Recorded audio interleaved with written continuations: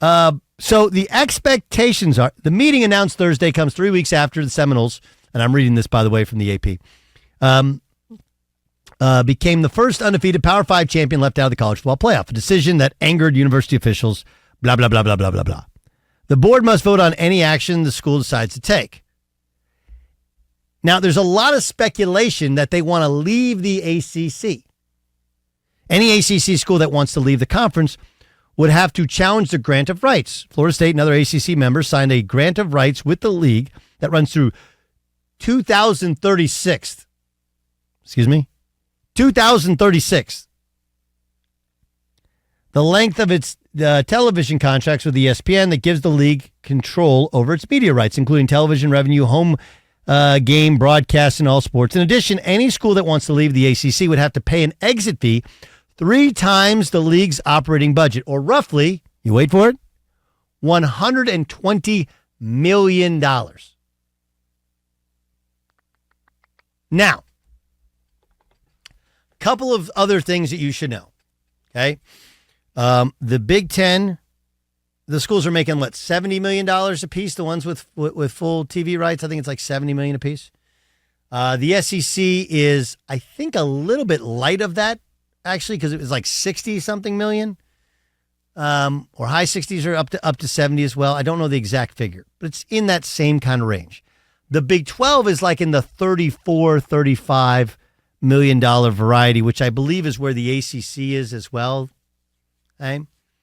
So Florida State had been rumored to want to get out of the ACC earlier in the year, and then this same story came up like, it's $120 million to leave.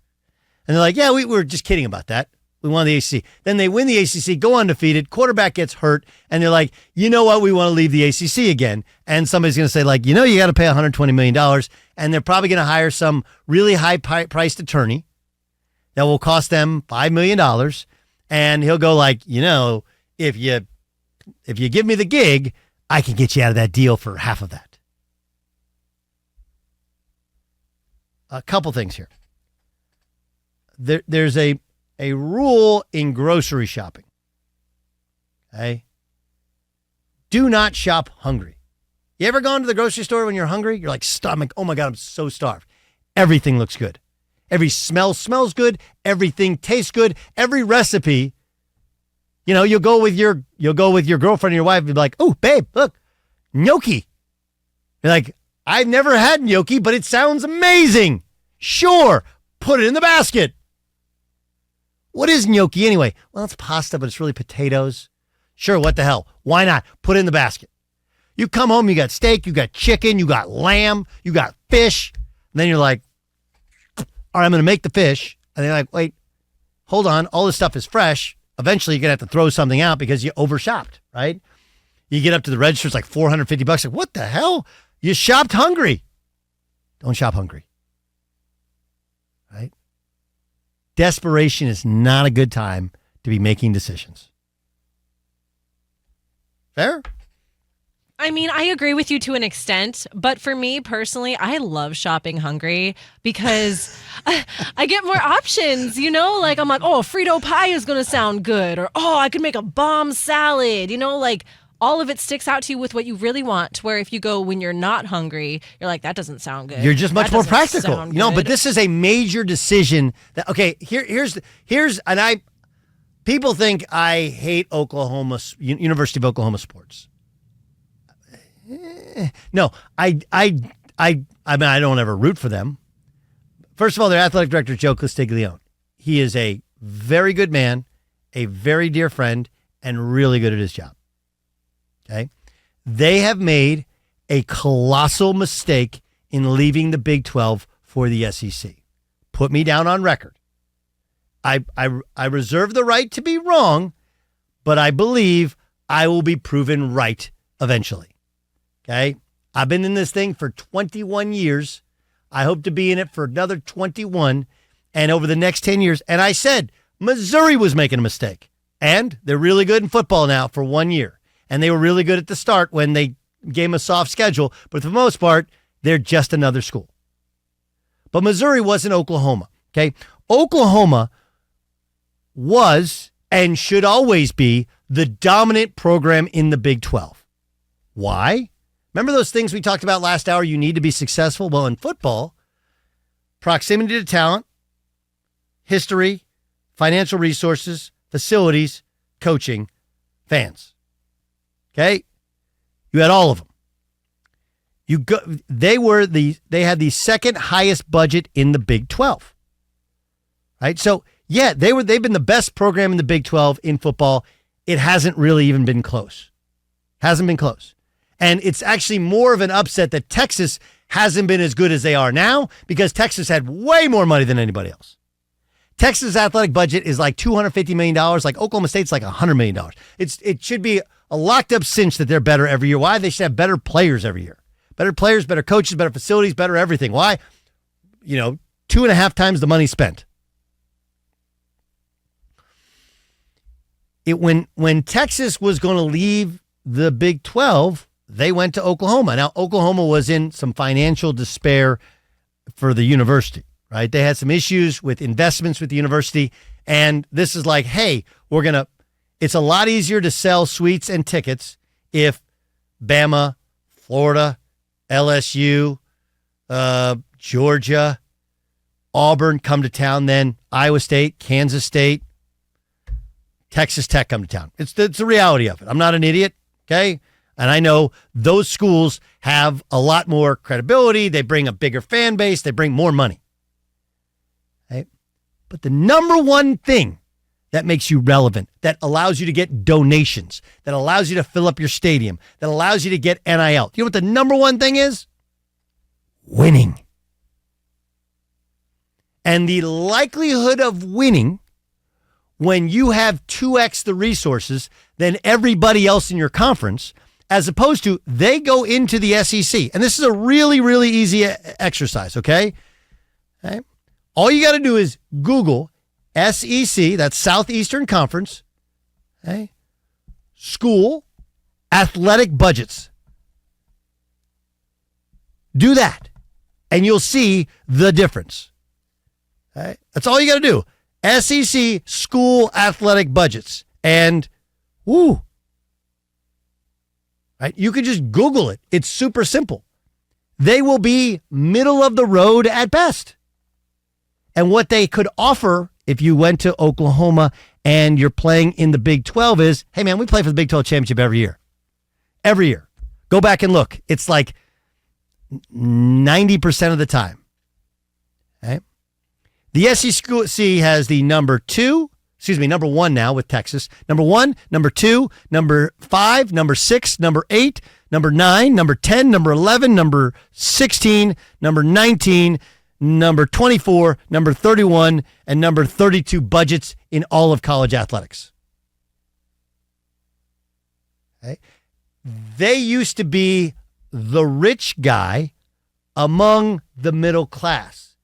Now they got some money with the uber elite of all uber elites. Okay? Now take Florida State. I get it. You're pissed. Okay. And nobody's actually said what I've said out loud enough, which is I love Florida State. I think they're awesome. I think the story's amazing. And, oh yeah, by the way, Deion Sanders, the whole reason he coached, the whole reason he went and got Travis Hunter was he was trying to do an FU to his own university, and because they wouldn't hire him as head coach. And all they did was go out and go undefeated. It's awesome.